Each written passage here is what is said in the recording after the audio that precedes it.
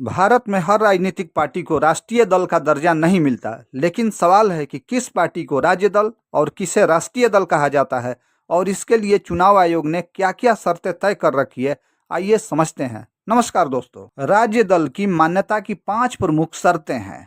पहला शर्त है 6% वोट प्लस 2 विधानसभा सीट। विधानसभा चुनाव में कम से कम 6% वैलिड वोट और साथ में कम से कम 2 विधानसभा सीट जीतना। दूसरा शर्त है 6% वोट प्लस 1 लोकसभा सीट। उस राज्य के लोकसभा चुनाव में कम से कम 6% वैलिड वोट और साथ में कम से कम 1 लोकसभा सीट को जीतना। तीसरा शर्त है 3% विधानसभा सीट या 3 सीटें। विधानसभा में कुल सीटों का कम से कम 3% या 3 सीटें, जो भी अधिक हो उसको जीतना। चौथा शर्त है लोकसभा में 1 सीट प्रति 25 सीट। राज्य को आवंटित लोकसभा सीटों में प्रत्येक 25 सीट पर कम से कम 1 सीट को जीतना है। पांचवा शर्त है 8% वोट। विधानसभा या लोकसभा चुनाव में उस राज्य के कुल वैलिड वोट का कम से कम 8% प्राप्त करना।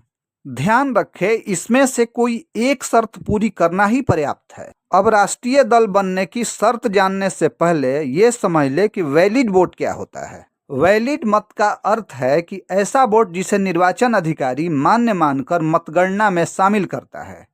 कुल डाले गए वोट यानी कि टोटल वोट में से अमान्य वोट को हटा दीजिए, जो बचेगा वो वैलिड वोट हुआ। मान लीजिए किसी चुनाव में 10,000 वोट पड़े, अमान्य वोट की संख्या 200 है, तो वैलिड वोट हुआ 9,800। तो किसी पार्टी को मिलने वाले 6% वोट की गणना जो है 9,800 वैलिड वोट में से होगी, न कि 10,000 में से। अब राष्ट्रीय दल बनने की शर्त को समझते हैं। पहला शर्त है 6% vote plus 4 Lok Sabha seat. Party को कम से कम 4 राज्यों में लोकसभा या विधानसभा चुनाव में 6% या अधिक वोट मिलने चाहिए और लोकसभा में कम से कम 4 सीट जीतनी चाहिए।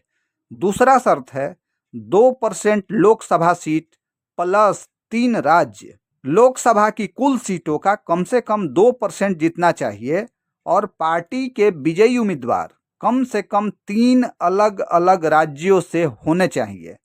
वर्तमान में 543 सीटों के हिसाब से 2% यानी 11 सीट। तीसरी शर्त इसकी है 4 राज्यों में राज्य दल की मान्यता। पार्टी को कम से कम 4 राज्यों में राज्य दल यानी स्टेट पार्टी के रूप में मान्यता प्राप्त होनी चाहिए। ध्यान रखें, इसमें से कोई एक शर्त ही पूरी करना पर्याप्त है। वर्तमान समय में भारत में कुल 6 राष्ट्रीय दल हैं, यानी कि भारतीय जनता पार्टी, भारतीय राष्ट्रीय Congress, Bahujan Samaj party, communist party of India, मार्क्सवादी, आम आदमी पार्टी और नेशनल पीपुल्स पार्टी। अब ये समझते हैं कि स्टेट पार्टी की मान्यता के फायदे क्या क्या हैं। पहला है आरक्षित चुनाव चिन्ह। पार्टी को उस राज्य में अपना आरक्षित चुनाव चिन्ह मिलता है। उसी राज्य के अन्य उम्मीदवार सामान्यतः उस चिन्ह का उपयोग नहीं कर सकते हैं। दूसरा, प्रचार के लिए सुविधा मिलेगी।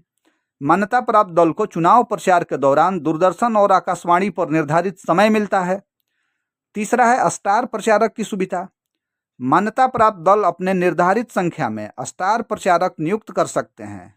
इनके चुनावी खर्च के संबंध में विशेष नियम लागू होते। चुनाव संबंधी सुविधाएं मिलेगी।